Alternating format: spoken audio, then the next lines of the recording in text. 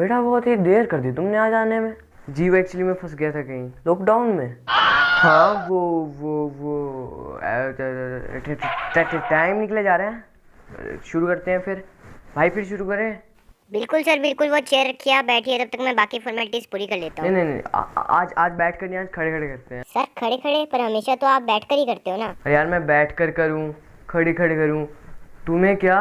आज खड़े खड़े करते हैं, चलो शुरू करो। तो जी हाँ नमस्कार, शाम के बज चुके हैं 8 और वक्त हो चुका है चाचा जी के साथ एक शहर एक खबर का। अरे नहीं सर, वो एक शहर एक खबर नहीं, 100 शहर 100 खबर होता है। भाई यार दिक्कत क्या है तुझे। नहीं मैं खड़े खड़े शो करूँ तो तुझे दिक्कत।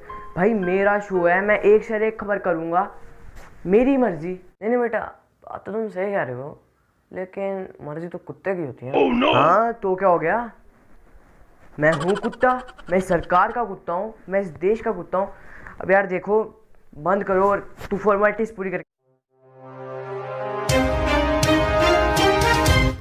देश के पश्चिमी हिस्से गुजरात के मोरबी में कैमरे में कैद किया गया एक ऐसा ड्रोन जिससे गंजेड़ियों को दी गई गुटके और सुट्टे की होम डिलीवरी।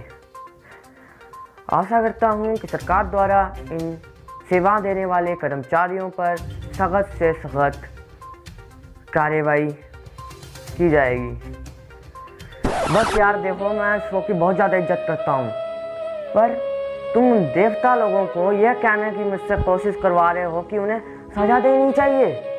नहीं उनकी गलती क्या है कि वो उन प्यासे लोगों को सुट्टा दे रहे हैं, गुटखा दे रहे हैं, इसमें गलत है कुछ, इसमें गलत है कुछ। नहीं चाचा जी गलत तो कुछ नहीं है, पर चाची भी मुझसे कल कुछ पूछ रही थी कि कहीं आपने पुराने दिनों की तरह खाना पीना फूकना कहीं शुरू तो नहीं कर दिया।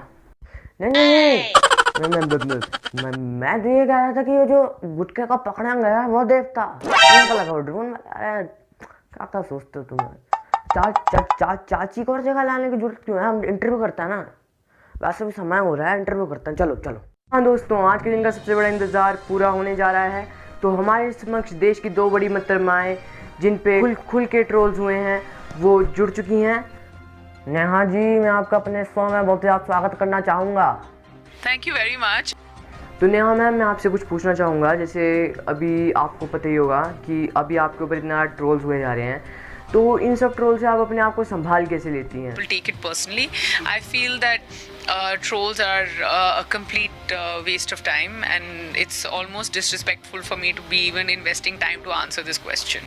नेहा जी मैं भी आपसे कुछ पूछना चाहूँगा, जिस तरीके से अभी ये जो छा रहा है, जैसे कि मतलब कि आप संबंध बना लेती हैं, मतलब आप 5-6 मर्दों के साथ मतलब संबंध बनाती हैं, तो मतलब आपको क्या मतलब किस तरीके से घर वालों का ना कोई प्रेशर, मतलब आप कैसे कर लेती हैं? मेरा ये छोटा सा सवाल है, आप बताना चाहेंगी तो? Personally, मेरी सारी relationships is always based purely on love और प्यार बहुत ज़रूरी होता है। तो मैंने तो प्यार के बारे में पूछा ही नहीं, मैं तो संबंध के बारे में बात कर रहा हूँ ना। तो कनिका कपूर जी की ओर रुख करना चाहेंगे अब हम। कनिका जी तो मैं आपसे भी कुछ पूछना चाहूँगा। तो जिस तरीके से आप अभी जो खबर आ रही हैं, जिस तरीके से कि ये लोग कह रहे हैं कि आप एयरपोर्ट से छुप के आई, तो कईयों का तो ये तक मानना है कि आपने सलमान सल्लू भाई जो बजरंगी भाईजान में तारों के नीचे से पाकिस्तान घुस गया, आपने उनको पीछे छोड़ दिया है, तो आप क्या कहने चाहेंगे? बात बताइए, हिंदुस्तान में कोई छुप कर एयरपोर्ट से मतलब निकलेगा कहाँ से और क्यों निकलेगा, ये समझ नहीं आता मुझे। और मैं छुप कर यहाँ से मैं क्यों, मैं पढ़ी लिखी लड़की हूँ और मैं बहुत मेहनत करती हूँ, मैं छुप के कहीं से क्यों भागूंगी? वो तो दिख ही रहा है मैम, आप कितनी ज़्यादा एजुकेटेड हैं, जो वापस आकर आपने इतनी ज़्यादा पार्टीज करी हैं, जो देश में इतना ज़्यादा आपने कोरोना फैलाया, उसे तो दिख ही रहा है मैम। सॉरी सर, आप मुझे फिर से बोलिए। नहीं बेटा ये पूछ रहे हैं कि जो तुम्हारे पिताजी हैं, तुम्हें पता ही होगा मेरा काफ़ी फास्ट फ्रेंड रह चुके हैं वो, मतलब अभी भी हैं, रह चुके हैं, क्या बात है। तो मैं उनसे पीछे जैसे फ़ोन पर बात कर रहा था, उसमें वो कह रहे थे मुझसे कि जब से मेरी बेटी आई है उसने काफ़ी मतलब आपने मतलब काफ़ी पार्टीज़ करी हैं, जिसमें 300 से 400 से ज़्यादा लोग वहाँ पे शामिल थे, और आपने 3 नहीं 4 नहीं बहुत ही ज़्यादा पार्टीज़ करी हैं, तो उसके बारे में ये पूछ रहे हैं। ये मेरे पिताजी कह ही नहीं सकते, क्योंकि 300-400 लोगों की कोई पार्टी हुई नहीं है।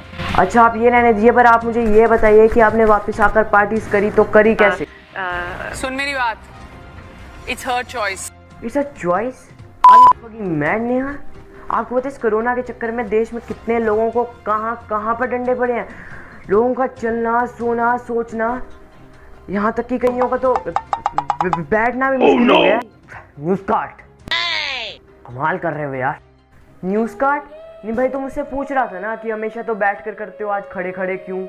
भाई मैंने भी ना घर से निकलते वक्त यही सोचा था कि आराम से स्टूडियो में जाऊंगा और एसी में बैठकर इंटरव्यू लूँगा, पर हर एक सोची हुई चीज़ तो पूरी नहीं होती है ना।